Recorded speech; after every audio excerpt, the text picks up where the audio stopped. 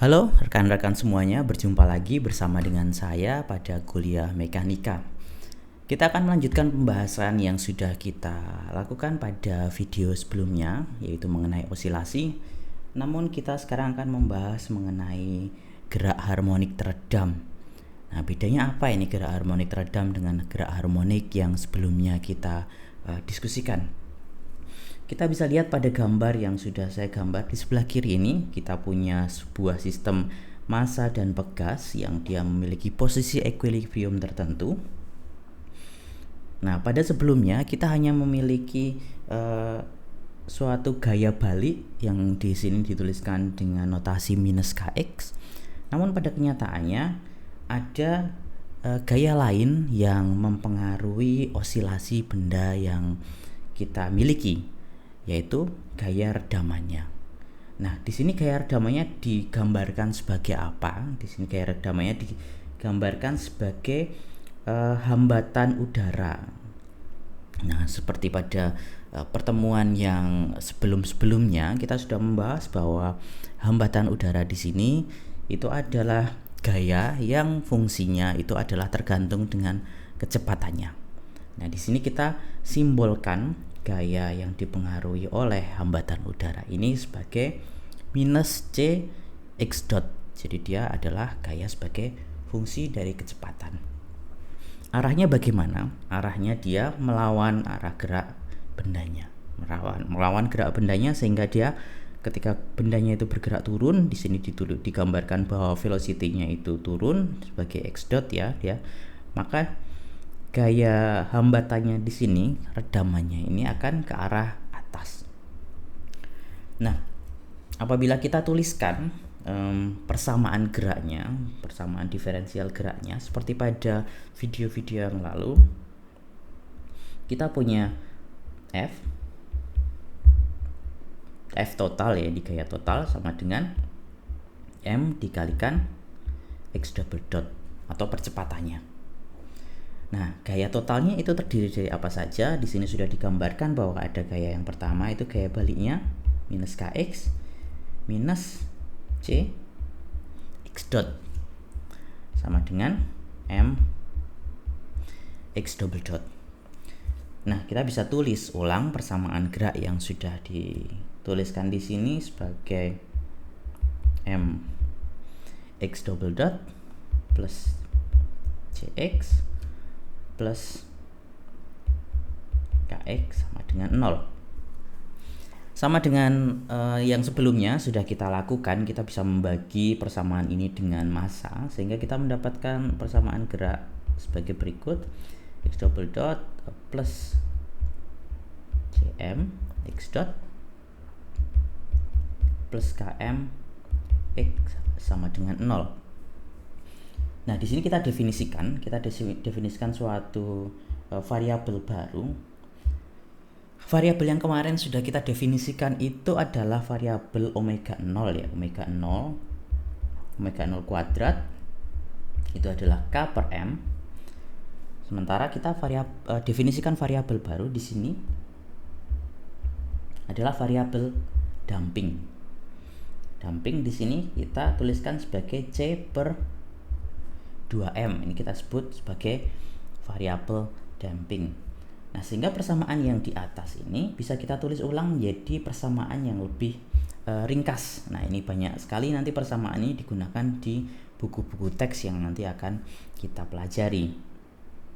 Itu menjadi x double dot ditambah 2 dikalikan faktor dampingnya dikalikan x dot ditambah omega 0 kuadrat x sama dengan 0. Nah, di sini kita sekarang punya persamaan yang lebih ringkas. Nah, ternyata karena keberadaan faktor 2 dikalikan damping dikalikan x dot ini membuat problem kita menjadi lebih kompleks, dan imbasnya itu solusi menggunakan simple fungsi sinusoidal itu tidak lagi bisa dilakukan di sini. Jadi saya tuliskan ya, faktor ini menyebabkan solusi sederhana sinusoidal tidak lagi valid.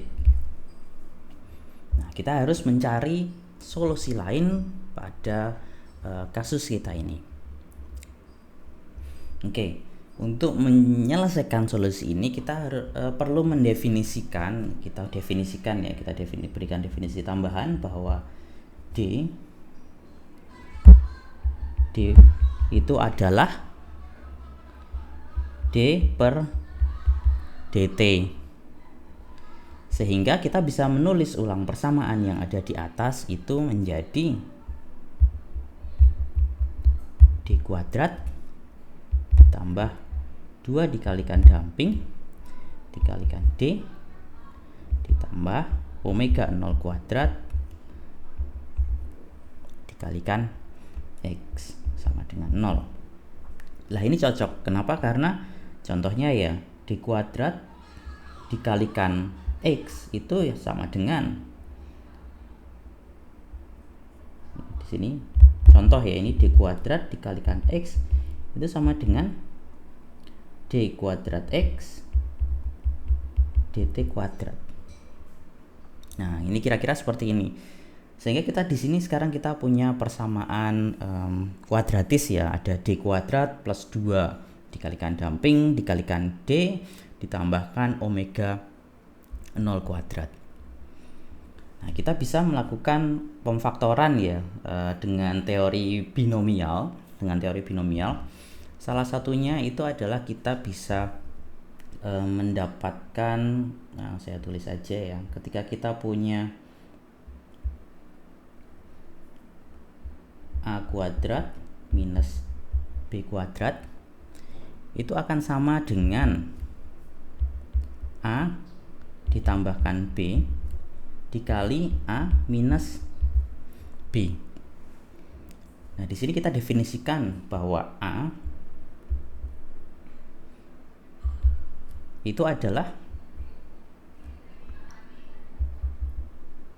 D ditambahkan damping, sementara B itu adalah akar dari damping kuadrat minus omega 0 dikuadratkan. Nah, di sini kita bisa memverifikasi ya. Di sini A kuadrat itu berarti D kuadrat plus 2 gamma D plus damping dikuadratkan. Sementara B kuadrat itu adalah damping dikuadratkan minus omega 0 dikuadratkan. Nah, tinggal kita minuskan saja.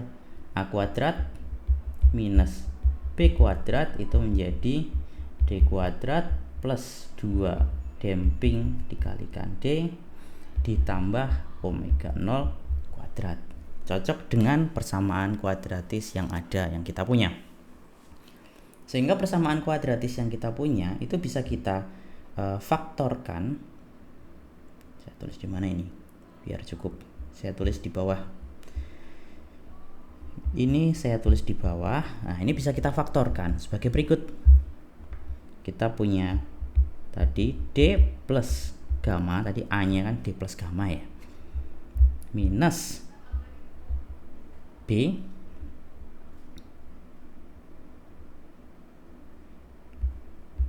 gamma damping omega 0 kuadrat,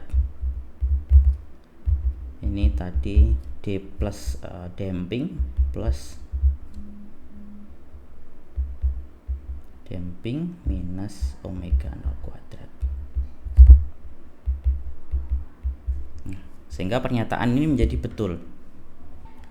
Oke, melihat kasus seperti ini, kita bisa menyelesaikan dengan pertama kali kita bisa mengasumsikan bahwa bagian pertama itu 0,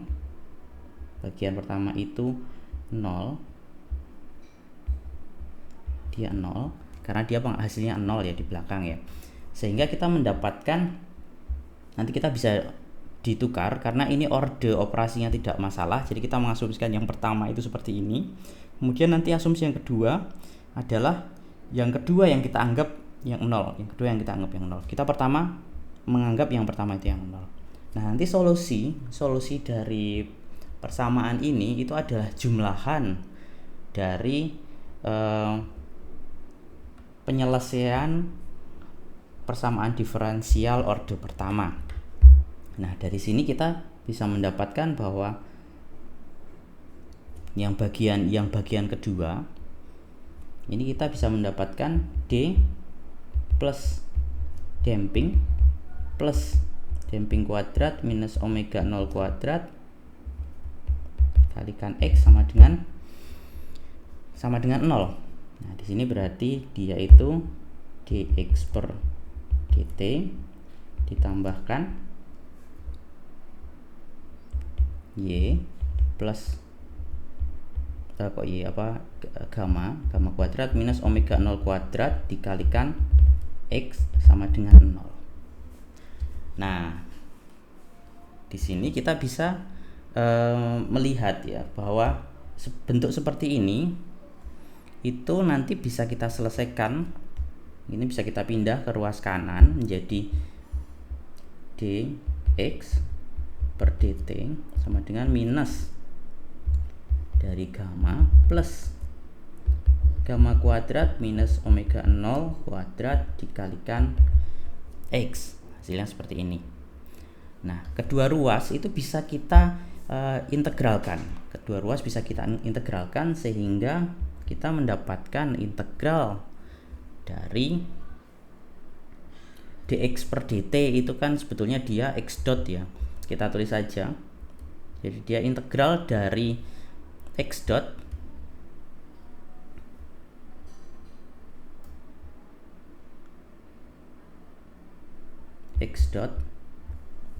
Nah, integral dari x dot, x-nya itu bisa kita pindah ke ruas kiri, sehingga x kita pindah ke ruas kiri menjadi x dt, yang ruas kanan juga kita integralkan. Jadi integral dari minus gamma plus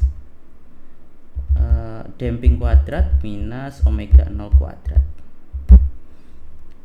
Ini adalah dt. Oke.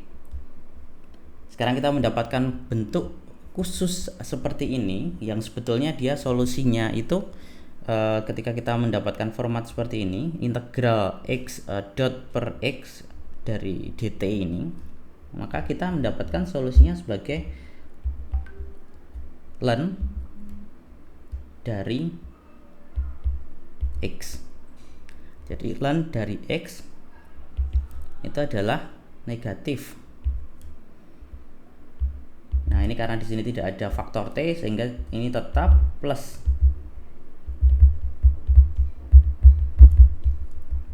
t ditambahkan suatu konstanta.